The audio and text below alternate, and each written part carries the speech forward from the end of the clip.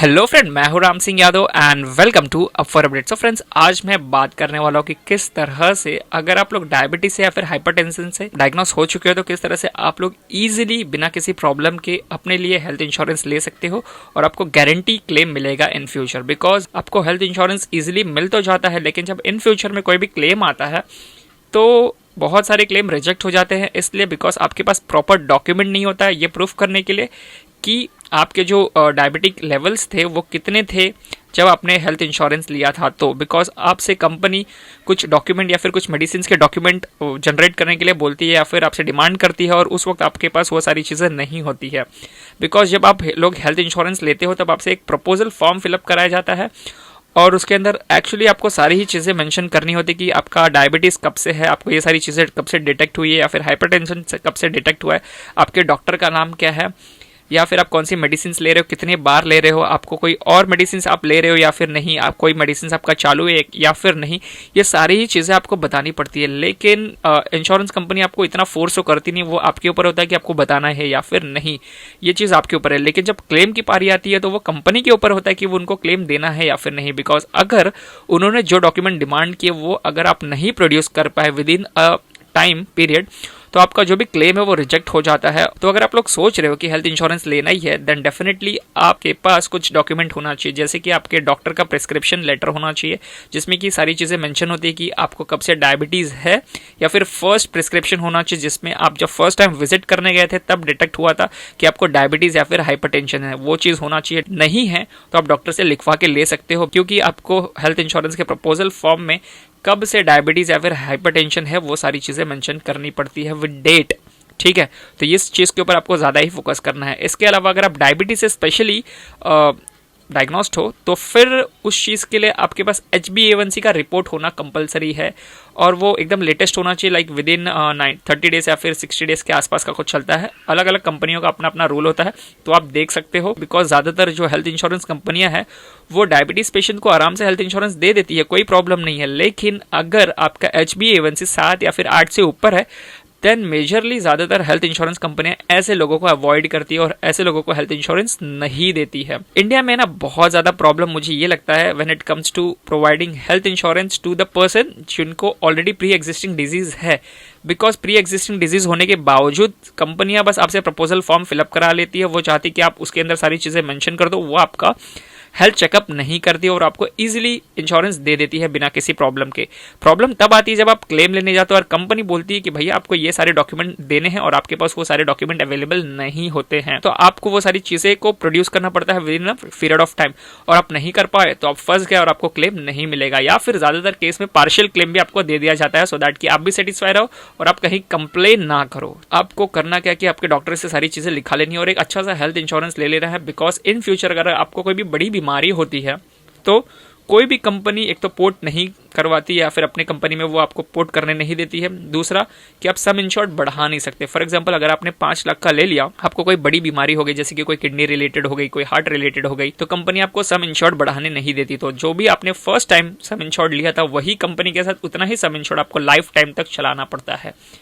तो diabetes patients के लिए और हाइपरटेंशन पेशेंट्स के लिए बस ये है कि आप अच्छा खासा सम इंश्योर्ड ले लो। अगर आप अफोर्ड नहीं कर सकते तो आप सुपर टॉपअप भी ले सकते हो अपने 5 लाख या फिर 10 लाख हेल्थ इंश्योरेंस के साथ। एक आराम से 25 लाख या फिर 40 लाख का सुपर टॉपअप ले सकते हो, जो कि बहुत ज़्यादा सस्ता आता है, 1000-2000 रुपये का आ जाता है, और आपको एक्स्ट्रा कवर, बहुत बड़ा कवर आपको मिल जाता है। अगर उस बारे में जानना चाहते हो उसका लिंक मिल जाएगा अंदर डिस्क्रिप्शन बॉक्स बिलो कि किस तरह से सुपर टॉपअप काम करता है। और ये बहुत ही ज़्यादा चीप, मतलब बोले ना कि 2-3 हज़ार रुपये में आपको आराम से मिल जाता है। अगर आपकी उम्र ज़्यादा है तो, अगर आपकी उम्र 25 से 30 या फिर 35 साल तक, तो आपको 1000-1200 तक 40 लाख का कवर आराम से मिल जाता है सुपर टॉपअप में। एक बात और कि आप जो भी मेडिसिन ले रहे हो डायबिटीज़ या फिर हाइपरटेंशन के लिए, आपको सारी ही मेडिसिन लिख देनी है। भले ही वो आपने 1 हफ्ते के लिए ली थी या फिर 4 हफ्ते के लिए ली थी या फिर 3 महीने के लिए ली थी, वो बंद हो चुकी है 2 साल पहले, फिर भी आपको सारी ही चीज़ें मेंशन करनी है कि मैंने ये दवाई 1 हफ्ते के लिए ली थी, 2 हफ्ते के लिए ली थी और हमारे डॉक्टर ने इसको बहुत पहले ही बंद कर दिया है, और ये सारी दवाई मैं अभी ले रहा हूँ रेगुलर बेसिस पे,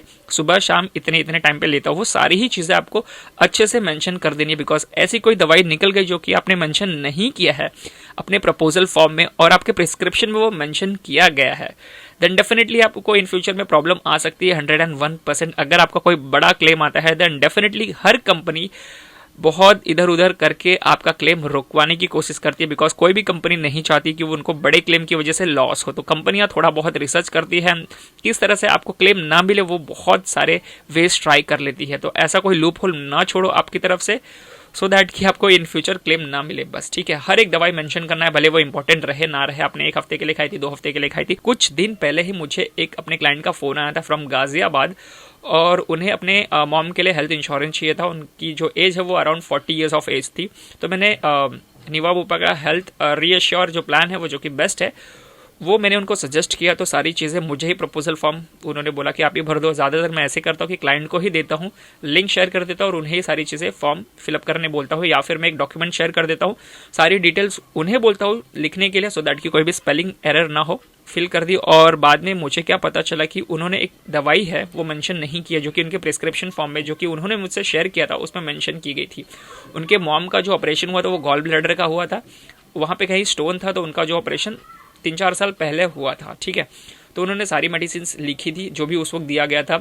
इसके अलावा उनके मॉम को गैस का भी प्रॉब्लम था, जो कि अभी भी मतलब एट प्रेजेंट में वो मेडिसिन खा रही थी। तो यहाँ तक तो कोई भी प्रॉब्लम नहीं थी, बिकॉज स्टोन का अगर सर्जरी हुआ तो आराम से हेल्थ इंश्योरेंस मिल जाता है। गैस का प्रॉब्लम है तो भी थोड़ा बहुत मिल जाता है, ठीक है, कोई मेजर गैस इश्यू नहीं है। तो और जब मैंने उनका जो डॉक्यूमेंट था डिस्चार्ज जो पेपर होता है, जब मैंने देखा तो उन्होंने एक सिंबल 20 करके उन्होंने जो मेडिसिन वो उन्होंने मेंशन नहीं किया था। रीज़न उनका यही था कि ये मम्मी ने सिर्फ अराउंड 1 महीने के लिए खाया था, उसके बाद डॉक्टर ने बंद कर दिया। तो उसका मुझे नहीं लगता कि कोई इंपॉर्टेंस है। बट मैंने उन्हें कहा कि भाई साहब ये जो सिंबल 20 है ना, ये आपको इन फ्यूचर में क्लेम आपका इसकी वजह से रुक सकता है। बाद में मैंने भी देखा कि भाई ये मेडिसिन एग्जैक्टली है क्या, तो मुझे पता चला कि ये जो सिंबल 20 वो डिप्रेशन के लिए मेडिसिन होता है।